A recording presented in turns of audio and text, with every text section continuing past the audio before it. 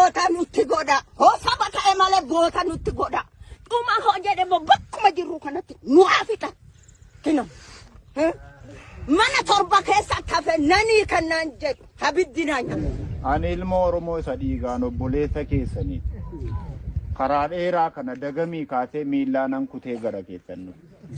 Jarana warri biyyaa warri nyaatee quufee jiru isinii waraana isiniin jedhe isin waraanaa jiran. Waraana miti isin qotee bulaa miti isin haadholii kiyyaa abbootii kiyya quba isiniin qabu Oromoon inni isiniin daldala. Goota nutti godha. Saba ta'e malee goota nutti godha. Dhuma hojjete bakkuma jirru kanatti nu hafita. Kino. Mana torba keessa tafe nani kannan jedhu abiddina nyaate.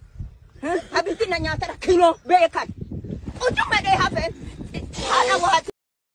Otiyyoonii kamenna birrifu masaarafu eessa infuudha barabbaradhu itti qabsiisaniiru eessan barabbaratan gidala ta'e ajjeeside na ajjeesine maalo haadha keenya dee kanarra na fuuqqolche kino beekan kino gaashanis jira mikoonis jira soba otan kino inni isiniin daldale ofii isaatii nyaachaa jira lafa amma kanaa deemee kana fide waan tokkitti Oromummaa kiyya qofan na fide bara garbummaan akka baranaa ani walloodhaatiif wallagga qofaa irratti ta'e jechaan jira.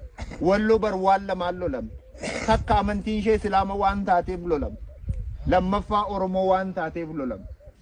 Biyya kana keessatti Oromummaa yakka taate jiran. Ani gara keessa waan takkaaf hinnu.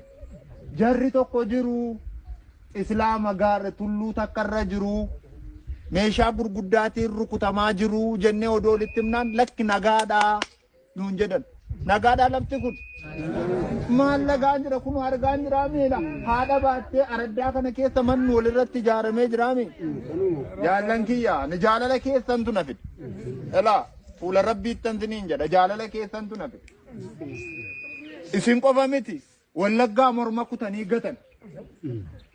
Jarana wallootiin morma irraa kutanii gatan ilma Oromoodhaa mormi